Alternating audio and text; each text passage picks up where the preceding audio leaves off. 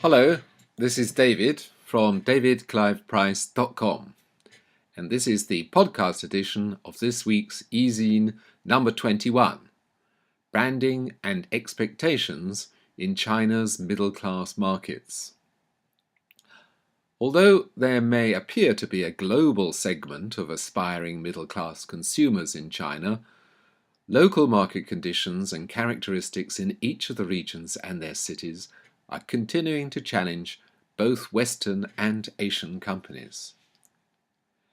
This challenge extends to learning the appropriate business behavior, culture, and ways to build business relationships in each of China's provinces, and often in second or third tier cities too. Instead of just adopting a one-size-fits-all approach to Chinese business, moving traditional product categories or engaging in practices developed in home markets, Western companies now have to focus more on enhancing their knowledge of each particular China market and the value they bring to local consumers. Only by doing this can they build successful partnerships, increase economies of scale, and strive to maximize returns in these new markets. Understanding the differences in consumer and business behavior by city tier and also by geography enables foreign companies to develop effective entry and expansion plans, marketing campaigns, and brand strategies. While several studies have focused on specific groups of Chinese consumers, including women and Generation Y, they have been limited in geographic coverage and sample validity.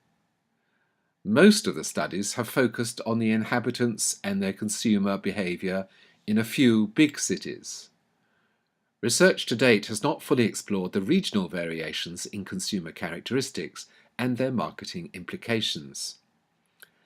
As Western companies continue to increase their stake in China, understanding of regional differences in culture, lifestyle, and consumer purchasing power is critical to assess local market demand accurately and to enact effective business strategies.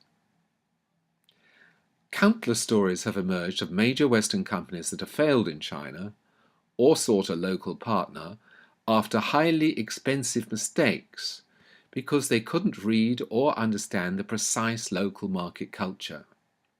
In other words, the drive to understand and leverage the business culture of China must become even more laser-focused on the gathering of market research, local knowledge, and competitive intelligence.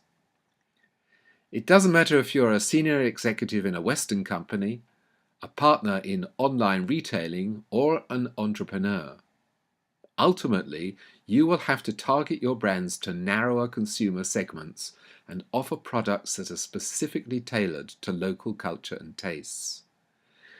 This means that you will have to get to know the local Chinese provincial or city culture, or more likely cultures, in far more depth than is currently contemplated in most Western or even overseas Chinese companies, including those with a major presence in the country.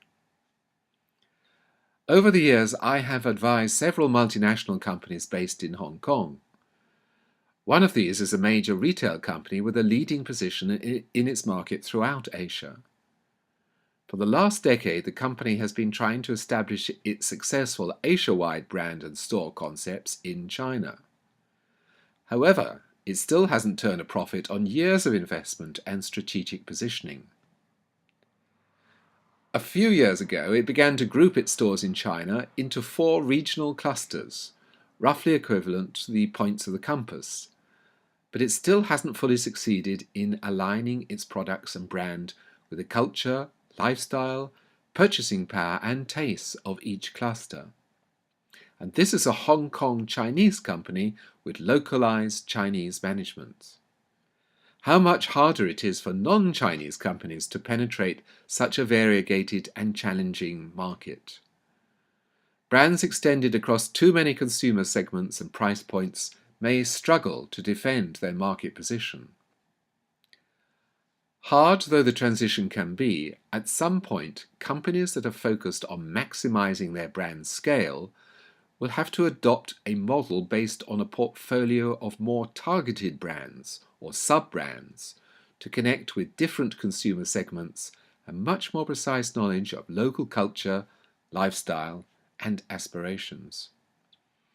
If you want to succeed in the markets of China, embrace their diversity and get to know everything you can about the shared business culture and etiquette that applies almost everywhere in China. At the same time, you should also get to know the culture, tastes, and behavior with local characteristics of your markets, because they will play a decisive role in whether you, your leadership teams, and your company succeed in China. I'd love to hear from you if you have tips or comments about doing business in China or in other parts of Asia. You can leave them at my blog www.davidcliveprice.com/blog. And of course, please subscribe if you want more on-the-ground intel like this. Just add yourself to the subscription box on www.davidcliveprice.com. And you can also subscribe to this podcast on iTunes.